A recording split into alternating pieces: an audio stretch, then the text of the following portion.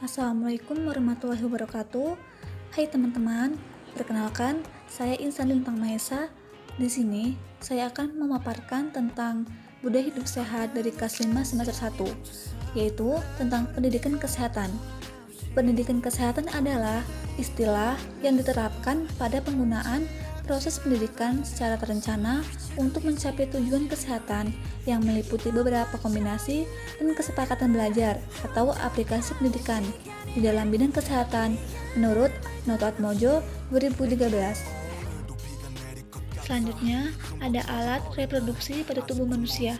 Yang pertama, alat reproduksi pada laki-laki terdiri dari 2 biji buah sakar atau testis dan 1 buah batang atau penis.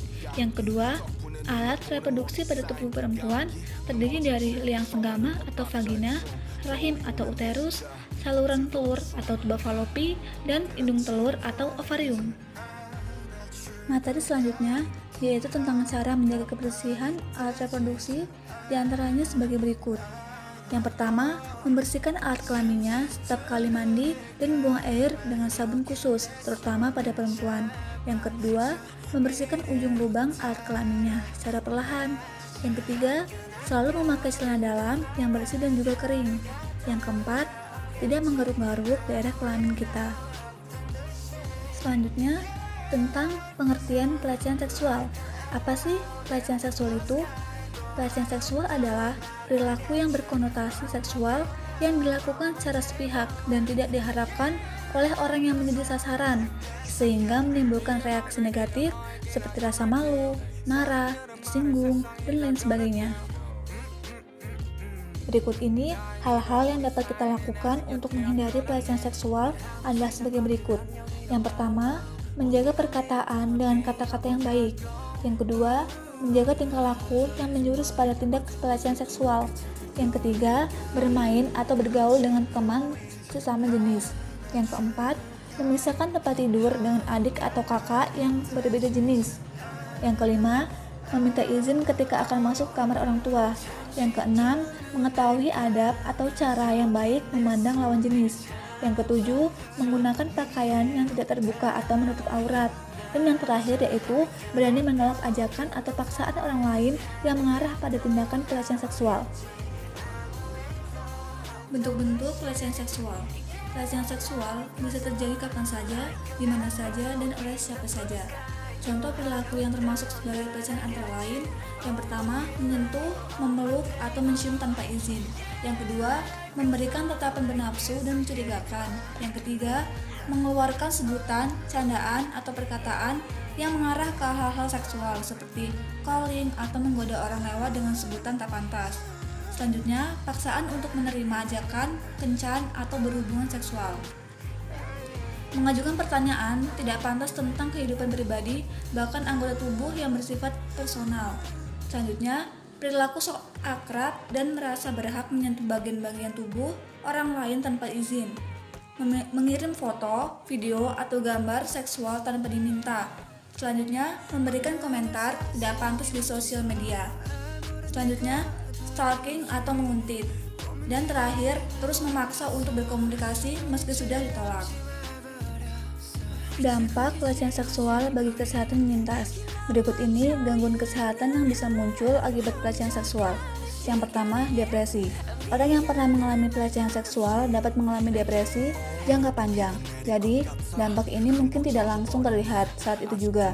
Penyintas pelecehan seksual yang masih berusia remaja maupun 20 tahunan awal saat kejadian tersebut dialaminya, bisa saja baru menunjukkan gejala depresi saat masuk usia 30 tahunan awal. Yang kedua, tekanan darah tinggi. Mengalami pelecehan seksual juga akan memicu naiknya tekanan darah. Hal ini membuat penyintas jadi berisiko lebih tinggi mengalami penyakit jantung dan gangguan lain yang berhubungan dengan hipertensi.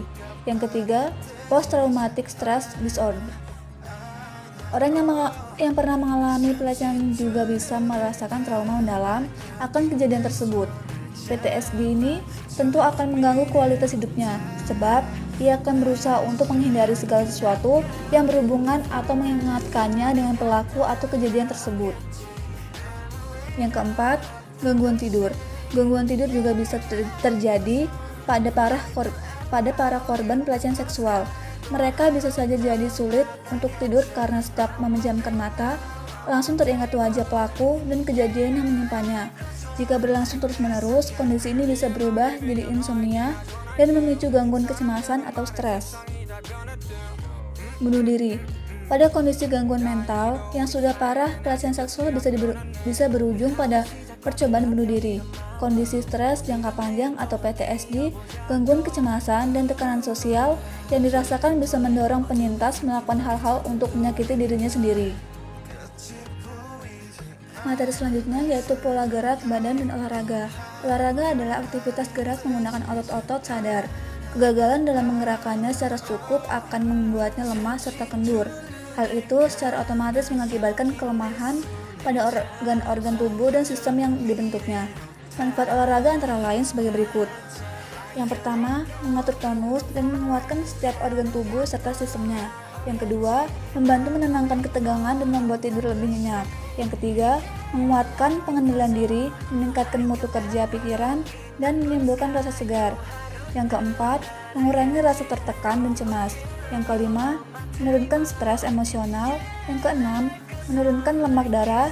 Dan yang ketujuh, mengurangi resistensi insulin, membantu mengendalikan kadar gula darah, dan bermanfaat pada pengolahan diabetes. Dan selanjutnya, membantu menghilangkan sembelit, melindungi terhadap osteoporosis atau pengeroposan tulang. Dan yang terakhir yaitu meningkatkan daya tahan untuk bekerja dan bermain.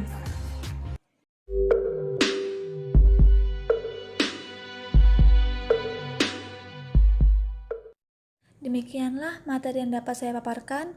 Apabila banyak kekurangan, saya mohon maaf. Saya Eri. Wassalamualaikum warahmatullahi wabarakatuh.